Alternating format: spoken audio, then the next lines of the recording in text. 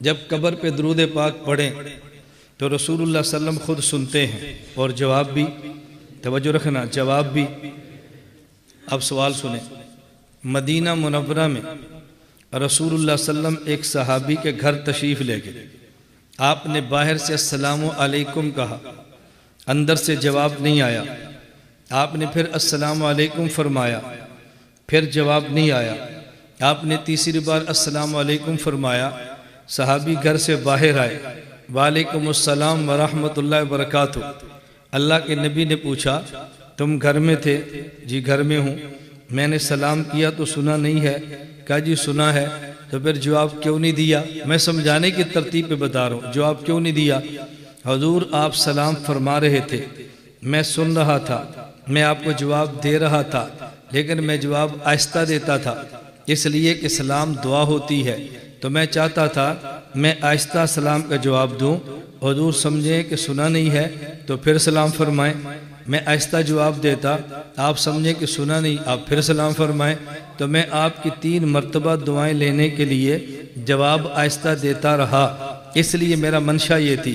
اب اس پہ سوال سمجھو، اعتراض یہ ہے جب آپ رسول اللہ صلی اللہ علیہ وسلم کی قبر پہ جا کے سلام پیش کرتے ہو تو آپ کہتے ہو نبی پاک سن لیتے ہیں، حالانکہ نمبر 1 جو باہر بڑی جالی ہے یہ پردہ موجود ہے، نمبر 2 آپ جالی میں دیکھیں اٹھی قبر نظر آئے گی، ایک اور پردہ آ گیا، پھر اس قبر کے نیچے اصل قبر ہے، ایک پردہ اور آ گیا، فَمِن وَرَائِهِم بَرْزَخٌ، پھر مانوی برزخ کا پردہ آ گیا، تو پردے 4 ہو گئے۔ نمبر 1 مانوی برزخن والا پردہ، نمبر 2 اوپر روزہ سبز یہ پردہ، نمبر 3 اندر قبر والا پردہ، نمبر 4 نیچے زمین میں اصل قبر والا پردہ۔ تو جب 4 پردے موجود ہوں آپ آہستہ سے کہتے ہیں الصلاۃ والسلام علیک یا رسول اللہ، آپ سن لیتے ہیں اللہ کے نبی اس دنیا میں ہیں اور صرف درمیان میں ایک دیوار ہے۔ صحابی نے کہا وعلیکم السلام، تو جب آہستہ صحابی سلام کہے اور ایک دیوار ہو درمیان میں تو نبی نہیں سنتے، تو جب قبر پہ جا کر آپ سلام آہستہ کہیں اور 4 دیواریں موجود ہوں تو پھر کیسے سن لیتے ہیں؟ سوال سمجھ آ گیا؟ اب آپ سے جواب بننا نہیں ہے، اب آپ کو مرکز کی قدر آئے گی یہاں کیا ہوتا ہے، اب آپ کو سمجھ آئے گی یہاں ہوتا کیا ہے، مرکز اہل سنت والجماعت میں کیا ہوتا ہے۔ اب 2 قسم کے ہمارے یہاں لوگ ہوں گے۔ نمبر 1 سوال بڑا معقول ہے، علامہ صاحب ہیں، بہت بڑے عالم ہیں، لہذا ہم پھسل کے ادھر چلے گئے، ایک طبقہ۔ دوسرا پھسلے گا تو نہیں، بھائی جواب دو، مجھے نہیں آتا، عقیدہ بدلو۔ کیا ہمارے اکابر کے پاس دلائل نہیں تھے؟ ہمارے اکابر کا علم نہیں تھا تو ہمارے پاس زیادہ علم ہے؟ اچھا اکابر کے پاس کیا دلیل تھی؟ اب دلیل کا پتہ نہیں ہے، ہمارے اکابر کے پاس علم تھا، بھئی علم تو تھا، اس علم کو بیان کیوں نہیں کرتے؟ تو ایک پھسل جائے گا اور ایک کچا پکا ہو جائے گا، کہ اب کریں کیا؟ الجھن کا شکار اندرون خانہ ضرور ہوگا۔ کیوں؟ مسلک سمجھا نہیں، اس لیے ہم کہتے ہیں رب اشرح لی صدری، اللہ میں مسلک سمجھا دے۔ جب آپ مسلک سمجھ جائیں گے تو پھر الجھن نہیں ہوگی۔ اب ذرا اس مسئلے کو سمجھ لیں، آپ دیکھنا اس کا جواب کتنا آسان ہے۔ جواب تو لمبا نہیں ہے، جواب سے پہلے تمہید تھوڑی سی لمبی ہوتی ہے بات سمجھنے کے لیے۔ اب بات اچھی طرح سمجھیں، ایک ہے دنیا اور ایک ہے قبر، موت کے بعد کی زندگی۔ دنیا میں جسم بھی ہے اور روح بھی ہے، قبر کے بعد جسم بھی ہے اور روح بھی ہے۔ حالات جسم اور روح دونوں پر دنیا میں، حالات روح اور جسم دونوں پر قبر میں۔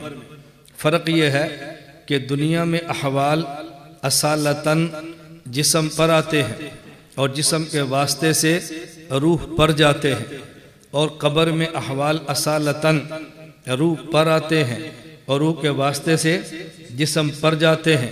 تو دنیا میں جسم اصل ہوتا ہے اور روح تابع ہو جاتی ہے، مرنے کے بعد روح اصل ہے اور جسم اس کے تابع ہو جاتا ہے۔ اب بات توجہ سمجھتے رہنا، مجھے بار بار نہ کہنا پڑے۔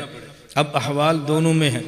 دنیا میں آپ ایک شربت پیتے ہیں، نام اس کا روح افزا ہے، تو روح پیتی ہے یہ جسم پیتا ہے، لیکن نام روح افزا ہے، پیتا جسم ہے، اور لطف روح کو بھی آتا ہے، مزہ روح کو بھی آتا ہے۔ تو دنیا اور آخرت کے احوال میں ذرا یہ فرق ہے۔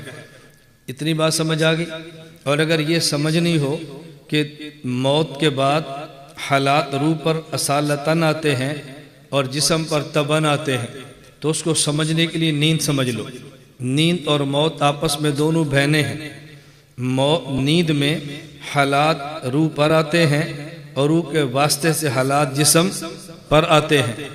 آدمی سویا ہوا ہے اور صبح اٹھو تو غسل خانے کے باہر کھڑا ہے، کیوں کھڑا ہے؟ اتنی سخت سردی ہے، نہانے کی کیا ضرورت ہے، پھر بھی کھڑا ہے۔ اب وہ سمجھتے کچھ ہوا ہے۔ اب بتاؤ، یہ جو سونے کی حالت میں کچھ کیا ہے، یہ روحیں آپس میں ملی ہیں، دو جسم آپس میں ملے؟ خواب آپ نے دیکھی نا، کوئی آپ کے ساتھ کوئی اور بھی ہے، لیکن آپ دیکھو تو بستر پہ کوئی بھی نہیں ہے، لیکن یہ دونوں کیا روحیں ملی ہیں، جسم ملے؟ بولو، روحیں۔ اور لذت کس نے لی ہے؟ جسم نے۔ غسل کس کو دے رہے ہیں؟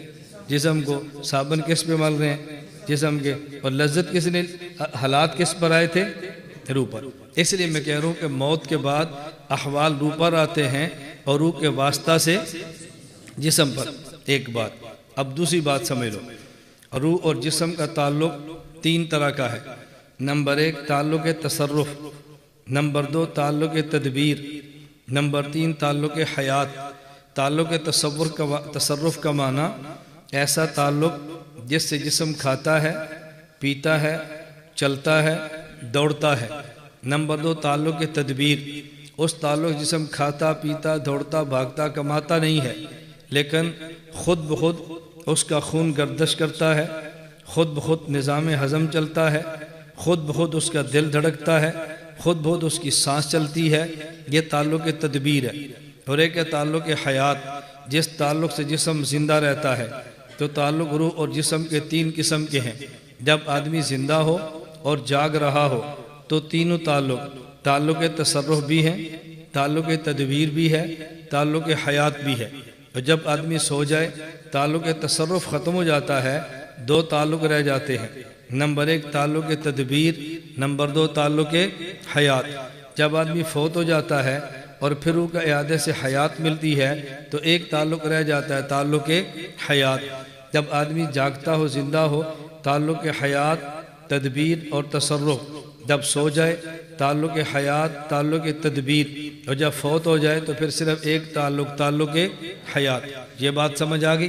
اب تیسری بات سمجھو، جب روح اور جسم کے تعلق تین قسم کے ہوں گے تو روح کی پرواز کم ہوگی، اور جب تعلق کم ہوتے جائیں گے تو روح کی پرواز بھی بڑھتی جائے گی۔ ابھی آپ جاگ رہے ہیں تو آپ کے جسم سے روح کے تعلق تین قسم کے ہیں۔ نمبر ایک، تعلق حیات۔ نمبر دو، تعلق تدبیر۔ نمبر تین، تعلق تصرف۔ تو جب روح پر وزن زیادہ ہوگا تو روح کی پرواز کم ہو جائے گی۔ ابھی بیان کے دوران کوئی آدمی رات کو لیٹ آیا، فجر کے بعد سویا نہیں، نیند آ رہی ہے، تو بیان کے دوران تھوڑی سی آنکھ لگی تو ساتھ والا اٹھاتا ہے، یہ بعد میں کہتا ہے یار تو کبھی 2 منٹ مجھے نہ اٹھاتا، کیوں؟ یہ کہ گیا تھا، یہ چلا گیا تھا نا۔ اب بتاؤ، یہ گیا، یہ روح گئی ہے؟ ادھر سویا اور روح کہاں پہنچ گئی؟ مدینہ۔ روح کہاں پہنچ گئی؟ مکہ۔ روح کہاں پہنچ گئی؟ نئی شادی ہے، گھر۔ وہ جیسے حالات ہے روح نے وہیں جانا ہوتا ہے۔ وہ تو اپنے حالات پر ہوتا ہے کہ روح نے کہاں جانا ہے۔ کسی کی روح مسجد جاتی ہے، کسی کی نارکلی جاتی ہے، وہ جیسا بندہ روح ویسی ہوتی ہے اس کی نا۔ اب بات سمجھیں، جو ہی سویا تعلق تصرف کم ہوا تو روح کی پرواز بڑھ گئی نا، اور جب یہ فوت ہوا تو پھر روح کی پرواز اتنی بڑی، بندہ یہاں پہ روح علیین میں تعلق پھر بھی ہے، بندہ یہاں پہ روح سجین میں تعلق پھر بھی ہے۔ اتنی دور سے روح بات کو کیچ کر، اتنی دور سے، کیوں؟ اس لیے کہ اب تعلق 2 کم ہو گئے تو روح کی پرواز بڑھ گئی ہے۔ 3 باتیں سمجھ گئے؟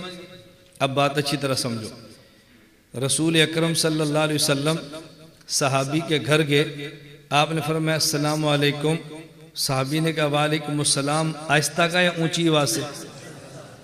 تو اس دنیا میں کس نے سننا ہے، کان نے یا روح نے؟ تو کان کی پرواز کم ہے یا زیادہ؟ اور روح کی؟ اچھا، اور موت کے بعد کس نے سننا ہے؟ روح نے۔ اور روح کے بعد جسم نے۔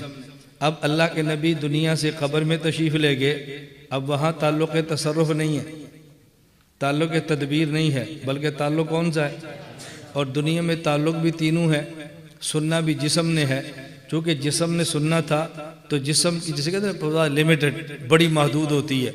آہستہ وعلیکم السلام کہا تو جسم نہیں سن سکا، اور جب قبر میں چلے گئے اب آپ کی روح نے سننا ہے، اور روح بھی وہ جس میں ایک بوجھ ہے دو نہیں ہے۔